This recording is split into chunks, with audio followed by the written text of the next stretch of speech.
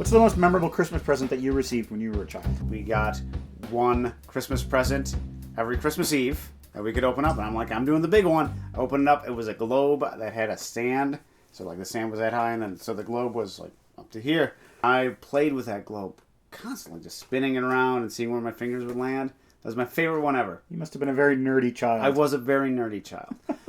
We opened all of our Christmas presents on Christmas Eve. Why?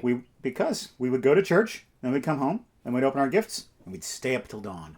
The Sloan's not a party. You were Lutheran, so no mass. Yeah, no mass. It was just an evening. It was like a Christmas program where there would be we would sing Bible verse recitations in unison. Until you, a child is born and all that. Yeah, and I actually have fond memories of that. Very few of my memories of church are fond, but I did enjoy those Christmas pageants. Yeah, my church would allow Jingle Bells as the last song of Christmas Eve Mass. Nice. It's like, all right, we've done the whole Mass. Let's sing Jingle Bells. All right, everyone go home. Good. And my most memorable gift from childhood was the Death Star playset. Oh, God.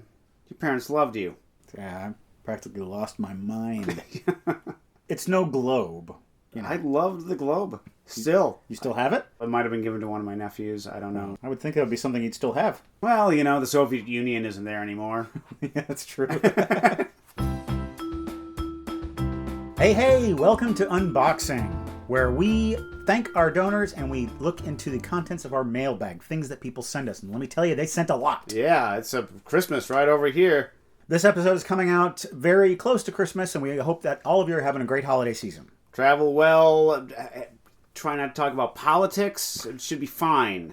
We've got a few postcards. Do we now? Yes. This is from Matt over there in the UK. This commemorates the Leicester Heritage Pub Crawl. And he says, "How do, chaps? Glad you enjoyed the snacks." Oh, you sent us the food. Thanks. Yeah, those pork scratchings, though. Ooh, bad news. But the little caramel chocolate twisty things, I love those. Curly Whirlies. Curly Whirlies, yes. He says, "What is your favorite black and white old-timey comfort film?" My go-to answer is usually It's a Wonderful Life, but I can't keep answering that. So I would say pretty much any film noir movie. Those are kind of like candy for me. And it doesn't matter the quality. I could just watch them anytime. The 49th Parallel. There. I weren't expecting that. Thanks. Also, you might notice that there is on here a pub called Sloan's. Nice. Here's a postcard from the Mammoth Cave National Park, and it's from our buddy Matt, who's not from the UK. I assume not. He says, "Going to take some friends caving. I'll surprise them by taking them through an unexplored part not in the guidebook. What could go wrong?" We all know what happens there. And Matt, of course, is referring to the film The Descent, which we watched on this show. And lastly, we have our buddy Andrew, who sent us a lot of postcards, and he says, "Forget elections. You guys are what make America great." We are. America great now. Vincent in San Marcos. Wonder what it is. Is it a patch? Yes. For the Coast Guard. And it's also a bunch of postcards. Postcards and Coast Guards. Oh, it looks like it's some fan art. This is from Colin. I think these are just pictures of Craig. Screaming. He's got devil horns on. It's saying rock and roll. And then this one says, "I was just having a dream about a big bowl of soup." Is that something you've said on the show before? Who's to say I haven't? He says he recently drew this fan art for 2 of his favorite Welcome to the Basement quotes. And I thought you'd enjoy seeing it. We always enjoy seeing fan art. Yes. I wonder where that big bowl of soup, what show that was from. I don't remember that. I was just having a dream about a big bowl of soup. It seems more like something you'd say. Maybe. And now let's thank some of our donors. People have gone to welcometothebasementshow.com and contributed. Maura, Brian, Michael, Alexander, Kelsey, Andrew, Melanie, Isabel, Shelby, Lindsay, and Josh. And now, viewer questions. Andres Flores says, "Who's a director you quite liked but have recently stopped following due to consecutive bad films?" Robert Zemeckis. Starting in the mid-90s, there was a decline. He got his Oscar with Forrest Gump, which I think isn't as bad as we make it out to be. And, just little by little over the years, he just became the guy who does bad CGI movies. And then Flight, which is a movie that's not just bad, it's reprehensible. Castaway's a good movie. Castaway's good. Well, I actually haven't seen it. He's a Spielberg protege, and you can totally see that, but it's not effective. You can feel yourself being manipulated in his movies, as opposed to actually being properly manipulated like Spielberg does, where you're just having an emotional impact. I think the obvious answer is probably M. Night Shyamalan, but I haven't stopped watching his movies because usually they're so bad that they're entertaining, and I know he's going to come back. he's going to come back and surprise us. I have no faith in that man. Jody Belleville writes, in light of the remake of Disney's Pete's Dragon, do you feel that we should modernize an older story for a new generation or keep true to the classics? The movie that we just watched on the show, Miracle on 34th Street, there was a modern remake of that, starring your buddy, Richard Attenborough. God. You know, there's arguments for both ways. Sometimes a movie can have a really good idea, but be executed poorly. Like the movie Westworld, I think, is an ideal candidate for a remake, and they currently have a series remaking it. I suppose you could say sometimes an old classic could be updated for a new generation, but for the most part, you know, there's a lot of stories to be told that haven't been told yet, and a lot of times remakes just seem like kind of a cash grab. So, looking at what Disney has been doing these last couple of years and what they're planning on doing the next few years, it seems as though the well is dry and they just keep going back to it. They are the imagination factory. They're Disney, and it's like, well, let's do Beauty and the Beast. It was practically a perfect movie, but let's do it live action. Nobody's asking for a live-action Beauty and the Beast. So we're going to open some packages now. And we got a lot this week. I see a DVD in here. This one has another package inside it.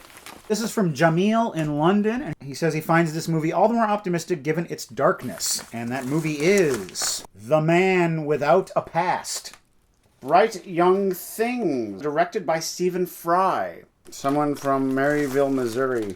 No note. We don't know who sent us Bright Young Things, but thank you, whoever you are. This is from the Defenders of Wildlife, and outside it says, thanks for making a difference for wildlife. I like wildlife a lot. Nature is important, and climate change is real. There, I said it. Whoa! You got a big box there. Yes, I do. What do we got here? It's plush. Haha, it's a bat.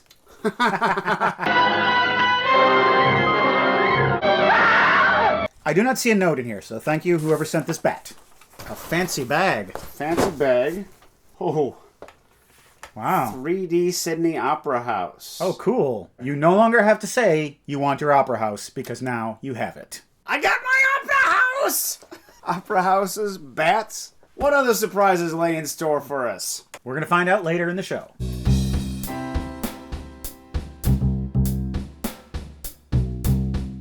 William Frawley, isn't he Fred from the Lucille Ball show? Lucy Loves Chachi? What's it called? I Love Lucy. Who's in charge of this parade? When you find out, you tell me. These pants are going to fall off in the middle of Columbus Circle. And then I'll show off my Columbus Circle, if you know what I mean. Your Santa Claus is intoxicating. He's simply intoxicating. I love him. Fred's telling her some tall tales, and she's like, I'm not hearing any of that. I'm 7 years old, and I know better. He certainly is a giant, isn't he? Not really. There are no giants, Mr. Gailey. Well, what about the giant that Jack killed? Mel Ott? What's a Canadian for? I don't know! Now, you'll find that a great many children will be undecided as to what they want for Christmas. Because they're stupid. And Doris, she writes a note and it's like, you know what? I believe in you too. P.S. Screw you, Chris Kringle. Well, personally, I think it's a wonderful idea, too. All New Yorkers sound that way. Actually, this sounds like my mom's from New York. This sounds like love. A lot of the gifts we receive in the mail are records, and when you send me records, I listen to them. And so I'm going to talk about a couple of these here. We've got a 45, Buck Owens. These are early versions of these songs. I imagine they're just different studio takes. They have a certain kind of demo quality to them, but, you know, it sounds good. It's Buck Owens. Close up the honky tonks. How do I know that song? Graham Parsons. Graham Parsons sang that. Okay. I did that quite a bit. Next up, we've got the best of Bob Newhart. I believe this record was in my childhood home growing up. I know so many of these routines from a very young age, and this was one of my early comedy influences, and it just fills me with this nostalgia, and this stuff is still funny. And lastly, we got Frank Zappa, Hot Rats. I like the weird jazz and the chord progressions and all the musical terms that I don't know. It's great. Great stuff. This is a good one. Because like I've said before, it doesn't have a lot of goofy, like Zappa, well, I'm going to do a funny voice now. Yeah. Which I really kind of can't stand. Well, speaking of gifts, I can see that you're wearing one right now. Right here. I've got my Stu shirt on. One of our viewers sent us a Stu t-shirt. I've got one too. Also, a while back, Disney sent us some free Star Wars toys, Lego toys, and I understand that you put one of them together. Yes. Let's see what you got. Well, it seems to be some sort of black and evil Imperial transport. Look at that. Look at that. It is quite impressive. Oh. They don't build them like they used to. Gorgeous piece here. It like pops open in all these different ways. Wow, that's cool. Look at that. And I have never made a proper Lego thing. And I'm just really amazed at the engineering that goes in this. And now, the Zatoichi Report. My quest to watch all 25 Zatoichi sequels in 2016 continues. Where are we at, kitty cat? We are at number 24, Zatoichi in Desperation. The last two movies were kind of duds, and this one, the quality has gotten a little better. This is by far the darkest of the series. Well, he is in desperation. This might take place in feudal Japan, but the film is squarely in the 70s. It reminds you of Taxi Driver, it reminds you of The French Connection. The score is straight out of blaxploitation. It is just really entrenched in the gritty 70s. This was the first of the series to be directed by Shintaro Katsu, who is the lead actor, and he would also direct the final one, number 26, which I have not seen yet. And there is, and I can't believe I'm saying this movie has a money shot. And I could elaborate, but I won't. I don't need money that bad. And now the rest of this month's donors. Abraham, David, Thomas, Isaac, Elizabeth, Stephanie, Kempson, Brian, Peter, who says, a great season, gents, lady, and cats. And Eric, who simply says, ook. I have a little piece here to read to you. It was inspired by 2 viewings of the Elaine May film, Mikey and Nicky. Oh, okay. And it is called The Glue. Sometimes friendships are only bonds. They don't give back or grow into anything useful. They are just broken pieces held together by crappy glue, and the more they flail around, the more bits they tear off of each other. 2 grown men wrestling in the street, the summer puddles exploding with light. Their fingernails leave trails in the dirt. Their dumb hands slug the sky. Bent cigarettes, the smashed watch on the pavement. Mikey, you son of a bitch, you bastard, I'm sick. Glue doesn't hold. And broken things stay broken. Man, that's a movie I need to go back to, but I don't know if I'm strong enough. Let's open the rest of our packages. All right, let's. This is a big, heavy box from Dustin in Olympia, Washington.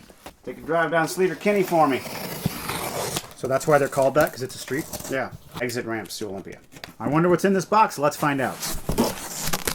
I sent some records. Love the show. Greetings from Olympia, Washington. We've got a They Might Be Giant sticker. Nice. Little turntable dealy bop there. I probably should know what that's called. It's the Dealy Bop. Here's a booklet from the Olympia Film Festival. American Splendor, Harvey P. Carr. Yeah, that's a great movie and a great book there. Freaks. Oh, one of us. One of us. Repo Man soundtrack. I love it. The more you drive, the less you think. The Winona Riders. Don't know them. The Vindictives. Look at that. Toy Dolls.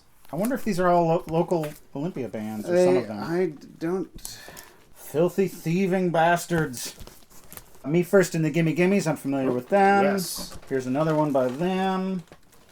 Blue Angel. The Rezillos. I've heard of them. This is 1980. Look at all the records. Who needs Christmas when you got unboxing? Yeah, that's right. Sean sends this to us, and he says, if you dig the album, be sure to check him out live sometime. He is an incredible performer. Let's see who we're talking about. Andrew Bird. Are you serious? I like Andrew Bird. I like his violin playing. Dreamy, too. Yeah. If you hear a rustling, that's because Cecil is having fun with all the packing material that's littering my floor. This one's from Paul and me, or Amy. First off, we got a postcard from the Choo Choo Barn. Looks like there are little model trains there. We have Star Wars, Raiders of the Lost Ark, and Crawl. Look at that. Comic books. Vintage comic books. The Muscle Mega Match game. I don't know what this is. Don't you remember Muscle Men? No, I wasn't allowed to deal with muscle people when I was young. I just played with a globe. Battle a bunch of beastly brawlers to see who has more muscle. Well, I know who's almost as big a fan of Muscle Men as me, and that is Aaron Yonda. So I'm guessing that this game will be showing up on Beer and Board Games fairly soon. And from Thomas Alva Epley. TA says, who in this basement knows about The Quake? Do you know what record that is? Based on that clue? Peter Frampton comes alive? No, it is a dearly departed person from this year. Prince, and the record is Sign of the Times. Ah, well look at that. Welcome back to Minneapolis. It really feels like Christmas morning here in the basement, and now that all of the boxes have been unboxed, it is time for us to bid you good day. You can see the next episode of Welcome to the Basement this coming Friday. We will be hard at work cleaning up the basement from all of this packing material. It's a chore we happily do. Good night. Good night.